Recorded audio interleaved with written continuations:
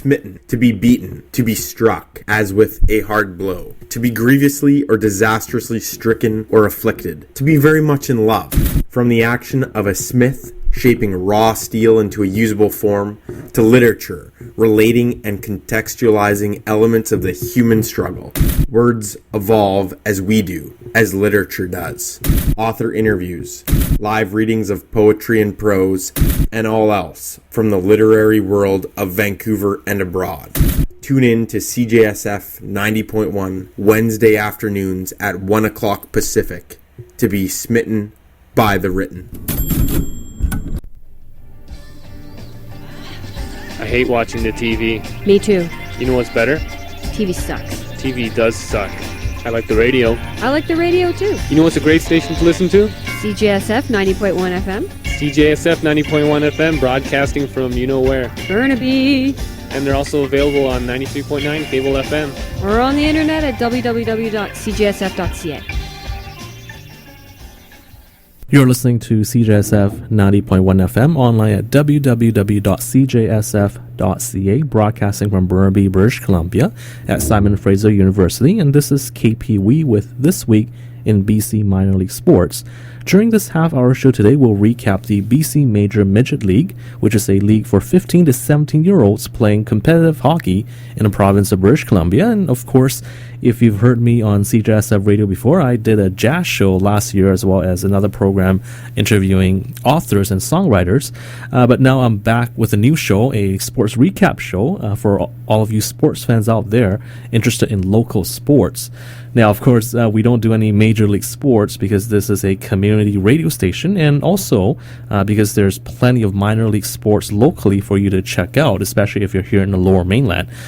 So even though I'm a big football fan, I'm not going to talk about Seattle's big game on Sunday in the Super Bowl. What I'm going to be focusing here on this show, though, because it is hockey season, is the BC Major Midget League, with only 8 games remaining for 5 of the teams in the league before the playoffs begin. Now, the other 6 teams have 10 games left, and again, playoffs start in March, so it's crunch time now with everyone battling for playoff positioning and for home ice advantage. Now, 8 teams out of the 11-team league make the playoffs, so there are a few intriguing races developing down the stretch. So I'm going to recap last weekend's BC Major Midget League action right here on CJSF Radio. Just some background information about the BC Major Midget League. It was established in 2004 to provide elite level 15, 16, and 17-year-olds an opportunity to play within their own age group at a high level. And this league also helps to develop these young hockey players as they prepare for junior hockey leagues and beyond. And with the BC Major Midget League, there are games held every weekend, either in the Lower Mainland in Burnaby, Langley, Richmond, or Coquitlam, or out of town in places such as Prince George, Nanaimo, Victoria, Castlegar, Chase, and Kelowna. Now, all of the games are free to attend, so it's good to check out this league if you don't have plans for the weekend. It's very good competitive hockey with the 15 to 17-year-old age group. Now, oftentimes you also don't hear much about these leagues, so it's nice to be able to talk about the BC Major Midget League on our sports show here on CJSF 90.1 FM. And NHL players such as Ryan Nugent-Hopkins, Evander Kane, and Brandon Gallagher, these players played in this league in their teens. And there were 10 former players from the BC Major Midget League drafted in 2013 by National Hockey League teams. So you could be watching future Major League stars if you come out and take in some of these games in the league. And also in 2010, there were 16 former BC Major Midget players, or I should say former BC Major Midget League players who got drafted by NHL teams, including Brandon Gallagher. So one of these future stars could be playing in a BC Major Midget League rink near you. So you could be seeing these future stars playing hockey when they're 15, 16, and 17 as they try to move on to junior level and beyond. So it's a treat to get a chance to watch them at your local rink. Now let's take a short break for some public service announcements, and then we'll be back for some scores and updates from the BC Major Midget League right here on CJSF 90.1 FM. Now, tonight on Saturday, February the 1st, singers, songwriters Kaylee Bird and Katie Rocks are having a performance at Café de Soleil beginning at 8 p.m. Café de Soleil is at 2096 Commercial Drive in Vancouver. Katie Rocks, who grew up in Alberta, now resides in Vancouver, and she's the former lead singer of the Juno-nominated rock band Jakob, and she recently released her fourth solo album, Paper Airplanes, in late January. And Kaylee Bird, who is from Edmonton, recently released an album as well, and you can check these two ladies out tonight at 8 p.m. at Café de Soleil. Tickets are $10 at the door, and once again, the address is 2096 Commercial Drive in Vancouver. Now, for more information, you can check out katierocksmusic.com. That's Katie, K-A-T-I-E, Rocks, R-O-X, music.com. So katierocksmusic.com for more information. The Nikkei National Museum and Cultural Center helps to preserve and promote Japanese Canadian arts, history, and culture through programs and exhibits that connect generations and inspire diverse audiences. It is located at 6688 South Oaks Crescent in Burnaby at Kingsway and Sperling Avenue.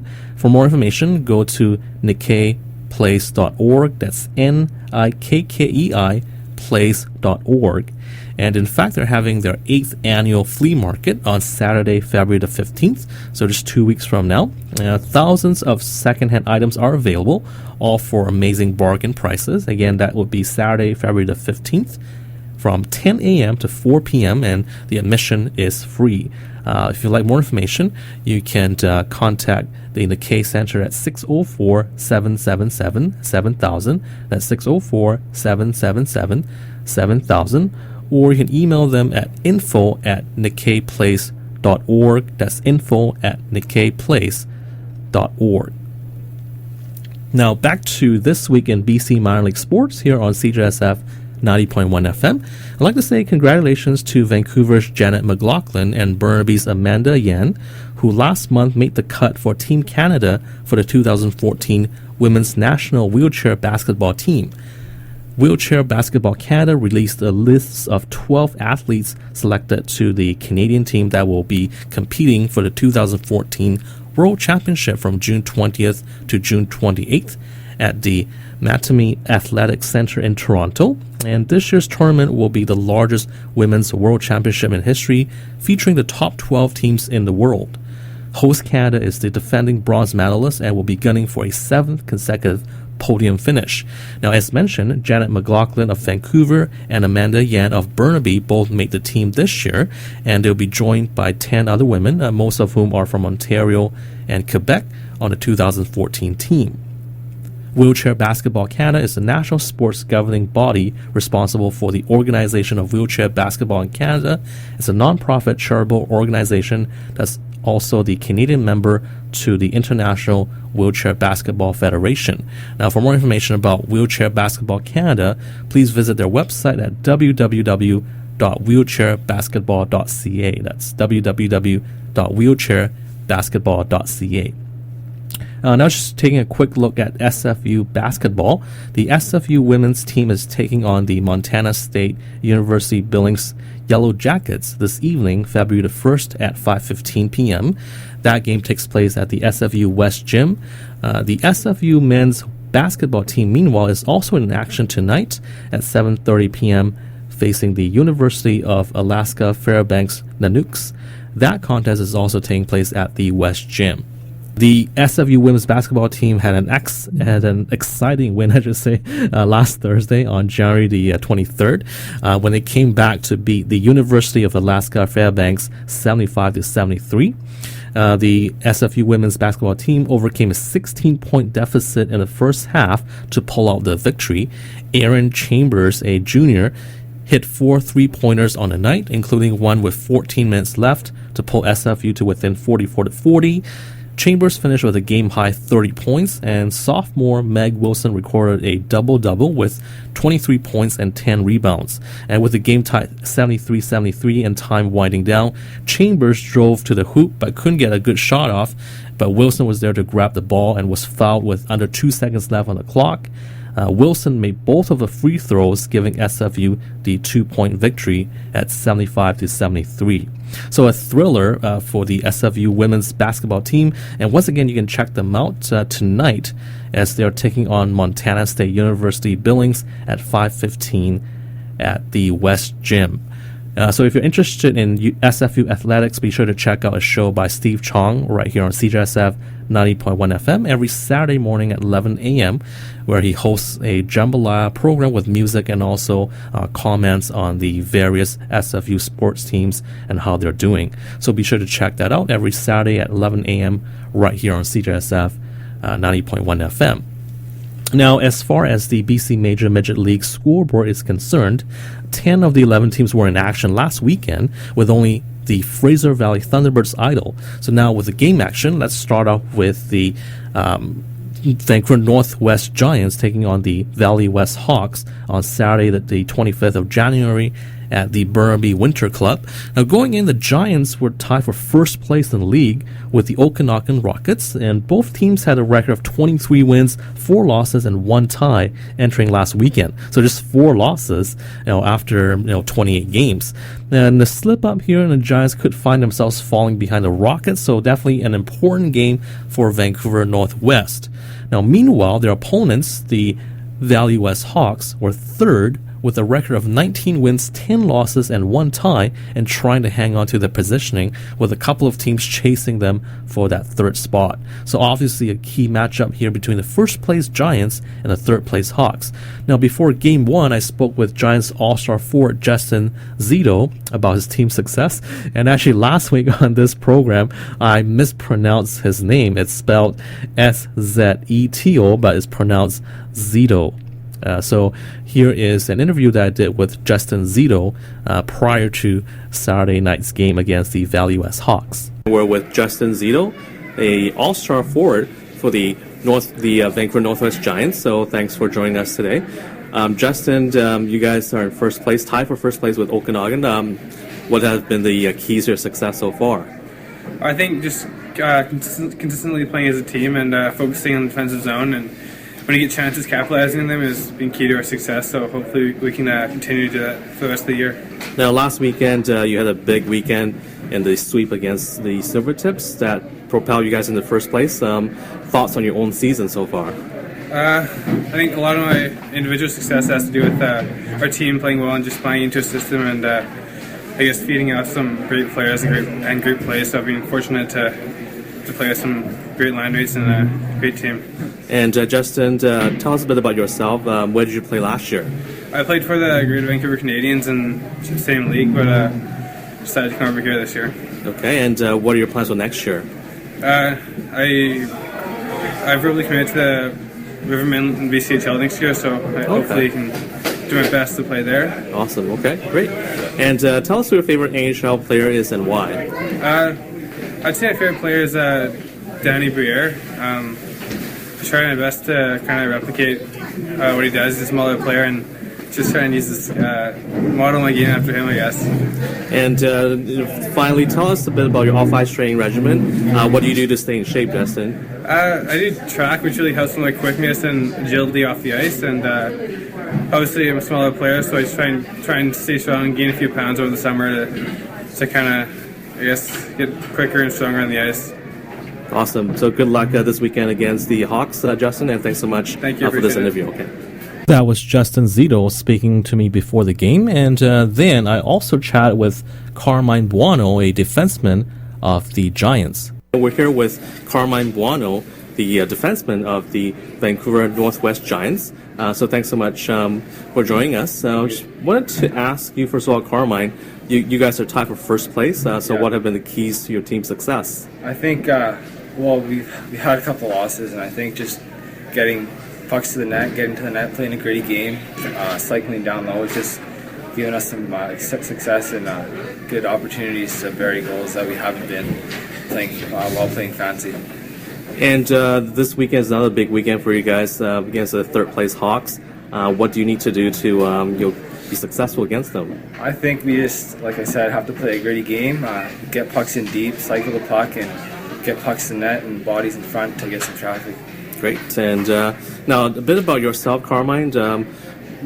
Where did you play last year? I played Burnie Winter Club Midget AAA last year. Okay, and what are your plans for next year? I hope just to maybe make junior A team. I've just been working hard, and if nothing works out, probably play here again. Okay. And now tell us who your favorite NHL player is and why. I'd probably say Shea Weber. He's a great role model, great player. Just like everything he does. And finally, tell us a bit about your off-ice training regimen. What do you do to stay in peak shape? Well, when I have the time, I usually working on my skating and working out in the gym.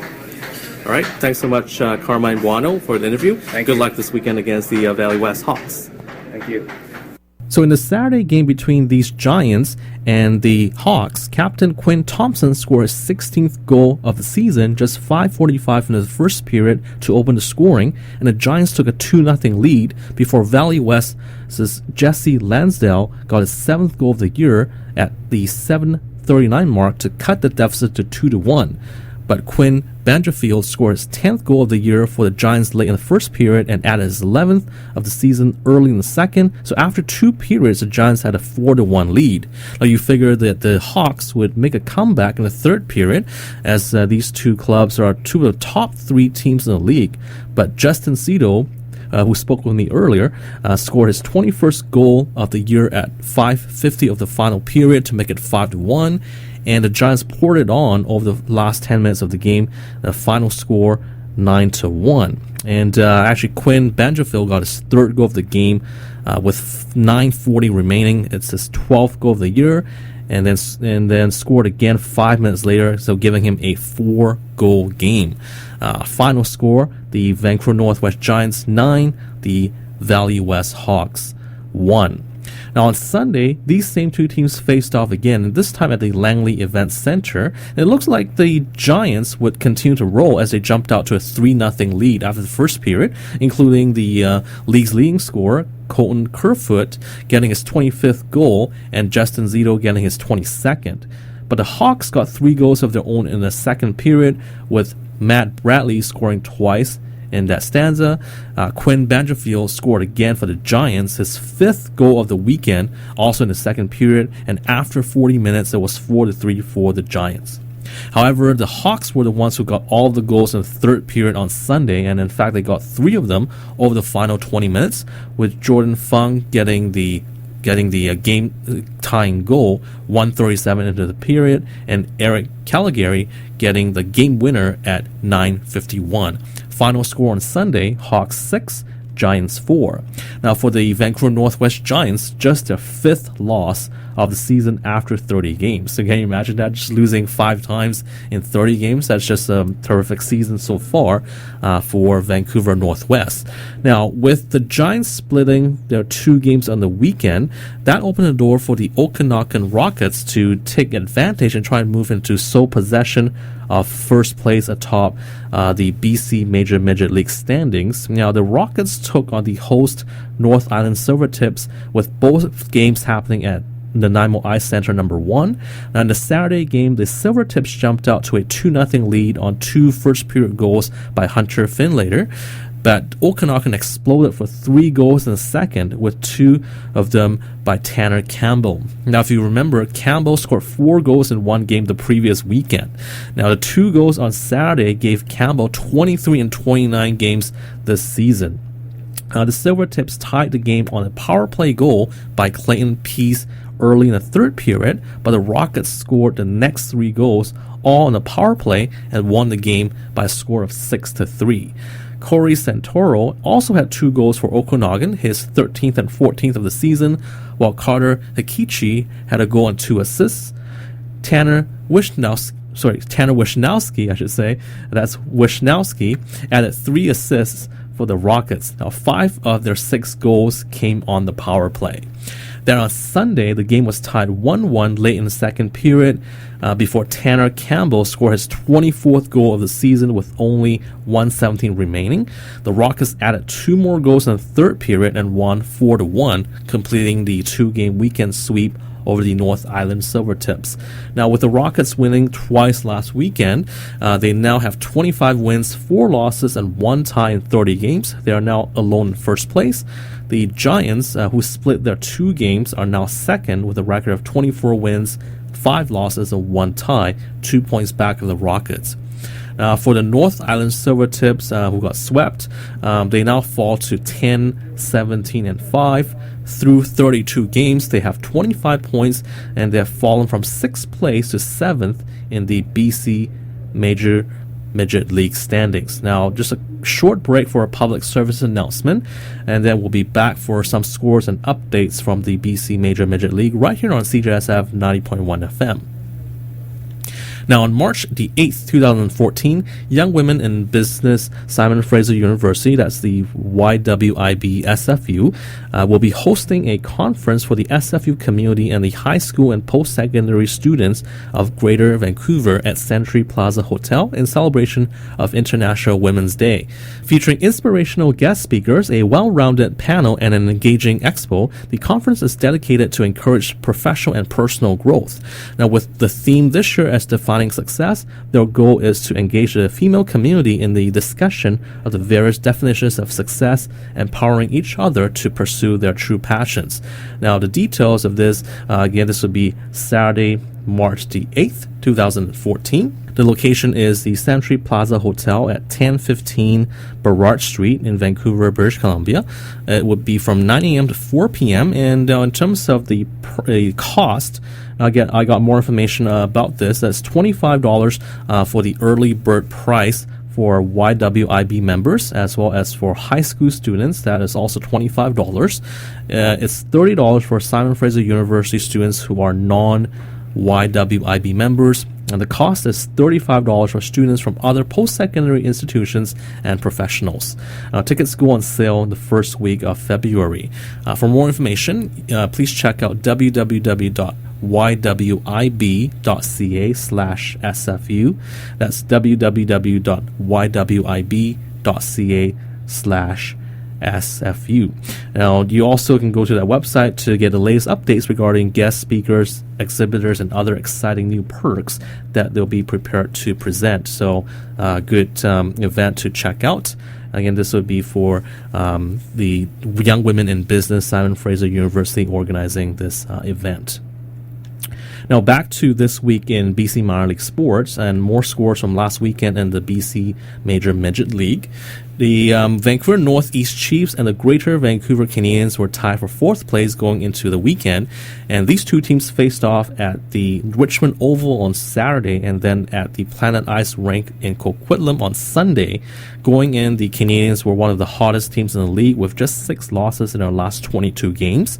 But the Chiefs won both games last weekend, winning 3-2 on Saturday and 4-3 on Sunday. On Sunday, it looked like an easy win for the Chiefs, who jumped out to a 4-0 lead with Caleb Fantio scoring twice for Vancouver North East. But the Canadians rallied for 3 goals over the final 21 minutes and nearly tied it late in the game before falling just short. I caught up with Chiefs goaltender Jakob Severson following Sunday's win. We're here with goaltender Jakob Severson, the all-star of the Vancouver North East Chiefs. So terrific win today. Thoughts on the game? It was a tough game. Both of our teams are very close in the standings, and you can see it by the score. Both games were close, and we worked hard to get that win at the end, so it felt pretty good. Now, how big was it to beat these guys? Because coming into this weekend, the Canadians were one of the hottest teams in the league. Yeah, it was big, especially for our confidence and just to keep on rolling and get up in the standings like that. These games are each 4-point games, 2 points this way, 2 points that way. It's big. It's big in the standings. It's going to be big in the playoffs. Now, Jakob, tell us about your own season. You're an all-star this year. So thoughts on your own season so far? I've been really confident all year. I've been confident with my teammates and just overall just a confident player. And yeah, it's been going well for me, and I'll hope to continue it. And who is your favorite NHL goalie? Carey Price by far. He's so calm, so complete. He's such a good goalie. He's unreal. And Jakob, tell us a bit about your off-ice training regimen. What do you do to stay in good shape? I train all summer. Train hard all summer, doing all different kinds of stuff, strength, conditioning, stuff like that. So that's pretty much it. And during the season, we do dry land every Wednesday and try to keep in good shape that way. So. And finally, Jakob, would you like to say hi to anyone out there? And my friends and family. Awesome. So thanks so much, Jakob. And congratulations on the win. Good luck the rest of the season. Thank you very much. The Caribou Cougars and the Thompson Blazers played twice at the CN Center in Prince George last weekend. The Cougars won both games by scores of 8-3 and 6-3 to move from 7th place into 6th, ahead of the North Island Silvertips. Finally, the South Island Royals split their 2 games at home against the visiting Kootenay Ice. On Saturday, the Royals won 4-2, and then Kootenay came back to win 5-4 on Sunday. Both games were played at the Save on Foods Memorial Center in Victoria. Now, with South Island getting 2 points last weekend, the Royals improved to 10-18-4 after 32 games, and they take a 1-point lead over the idle Fraser Valley Thunderbirds for 8th place. Of course, the top 8 teams in the league make the playoffs, so definitely 2 big points for the Royals last weekend. Now, for this weekend, February the 1st and 2nd, there are games happening in Richmond, Abbotsford, Kelowna, Nelson, Coquitlam, Langley, and Burnaby. First, on Saturday, February the 1st, the Thompson Blazers take on the Greater Vancouver Canadians at the Richmond Oval at 4:45 p.m. The Valley West Hawks and the Fraser Valley Thunderbirds do battle at the ARC in Abbotsford at 4 p.m. The 8th place South Island Royals take on the 1st place Okanagan Rockets at the Capital News Center in Kelowna at 3 p.m. The Caribou Cougars play the Kootenay Ice at 12:30 at the Nelson and District Community Complex in Nelson, BC. And finally, the Vancouver Northwest Giants take on the Vancouver North East Chiefs at the Planet Ice Arena in Coquitlam at 4:15 p.m. That would be a battle between the 2nd place and 4th place teams in the league. The North Island Silvertips, meanwhile, are off this weekend. Then on Sunday, February the 1st, there'll be 3 games right here in the Lower Mainland at 9:30 a.m. at the Burnaby Winter Club right here in Burnaby at 4990 Canada Way. The Vancouver North East Chiefs battle the Vancouver Northwest Giants. The Greater Vancouver Canadians face the Thompson Blazers at 10 a.m. at the Richmond Oval, and at 3:30 p.m. the Valley West Hawks host the Fraser Valley Thunderbirds at the Langley Event Center. So these are the 3 games happening in the Lower Mainland. Meanwhile, in Kelowna, the Rockets and the Royals will do battle at 10 a.m. And in Nelson, the Kootenay Ice take on the Caribou Cougars at 10:15 a.m. Now, standings, the Okanagan Rockets are in 1st place with a record of 25 wins, 4 losses, and 1 tie, good for 51 points. The Vancouver Northwest Giants at 24-5-1 for 49 points, good for 2nd place. Valley West is in 3rd place with a record of 20 wins, 11 losses, and 1 tie for 41 points. Next, the Vancouver Northeast Chiefs, with the sweep last weekend, take over 4th place in the league with a record of 17 wins, 11 losses, and 4 ties, good for 38 points. Now, for a complete look at the standings, go to www.bcmml.net. That's www.bcmml.net. And you've been listening to This Week in BC Minor League Sports right here on CJSF 90.1 FM, where we're focusing on the BC Major Midget League, a league that provides elite level 15, 16, and 17-year-olds an opportunity to play within their own age group. Now, for more information about the BC Major Midget League or for schedules and standings, please visit the league website at www.bcmml.net or email them at midgethockey@bchockey.net. That's going to do it for this week's show, and we're going to be back 1 week from now for the next program. In the meantime, get out to your local rink and enjoy some good competitive hockey, and also check out a couple of basketball games at SFU on Saturday as well, if you get a chance to. We'll talk to you again next time. And now a short break for your CJSF Arts Report. I'm Jamie Sesford, and this is your CJSF Arts Report for the week of January 26th, 2014. It's not quite June yet, but Music Waste is just around the corner, and the best way to celebrate is Winter Waste 2014 at the Astoria. 2 stages, 8 bands. This incredible show has a ridiculous lineup, including Tough Age, Skinny Kids, Dead Soft, Cool, God Mode Game 666, Pups, industrial priest overcoats, and other Jesus. $5 before 10, $10 after. Show up early.